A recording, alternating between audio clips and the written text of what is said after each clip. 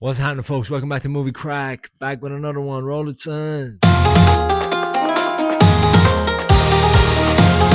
Welcome to Derry, episode 4. A self-indulgent bore fest. Let's get into it. The kids show their photographs that they got in the previous episode to the policeman to try and get Ronnie's dad out of jail. And of course, the police don't believe them.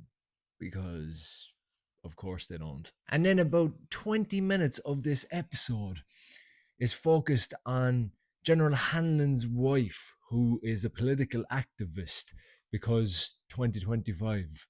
So his wife goes to the police station, and for 20 minutes, this episode focuses on her giving Ronnie's dad fucking legal advice.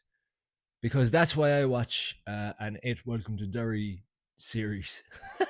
Anywho, moving past that, the kids are still getting terrorized by Pennywise somehow, because apparently he's trapped in the woods, which I'll get into later. And how his power works, I don't understand in this show. But anywho, so the kids are getting terrorized, and one of Lily's friends has some freaky shit going on with her eyes. It is a very fun sequence, and she ends up cutting her eyes out with a fucking hacksaw fucking machine. I always thought Pennywise, he appeared to the kids in the things that they feared the most. He can't actually alter their body unless he actually eats them.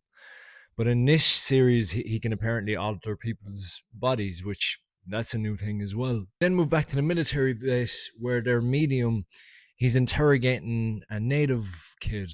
And this man, this medium, he's like a fucking X-Man. He can go into people's memories, apparently, right? So he goes into this kid's memories. And the first memory, of course, that he unlocks is the one that explains everything he needs to know, which is, of course, writing conveniences, right? So in this memory, this kid tells the story of how Pennywise got to planet Earth. And this is where the episode gets really fucking painful, right? So in the story, Pennywise lands down to Earth however many hundreds of years ago. Who gives a shit? And the native folk in the area are all like, oh my god, we have to do something about Pennywise, right? So 3 perfectly done makeup, perfectly done hair native girls, I think, go into the woods where Pennywise landed to try find his lair, right? But they kind of go missing and nobody knows where the fuck they are. And then the rest of the native folk from the village follow them in. And then Pennywise fucking murders the big group. And then the 3 girls who originally went in, they appear and he doesn't kill them for some reason. But then they leave the woods. I told you it was painful. Bear with me. They leave the woods and then decide, oh no, we have to go back to the woods and find his lair and really stop him. So they go back to the woods, walk right into his lair. Apparently he's not around. He's gone away fucking pulling a lot off himself or something. They find his lair. They take like 7 pillars or something of the meteor he landed in, and they bury the pillars around the forest, and apparently this acts like a cage for Pennywise. What's the logic of it? I don't know. What's the science of it? I don't know.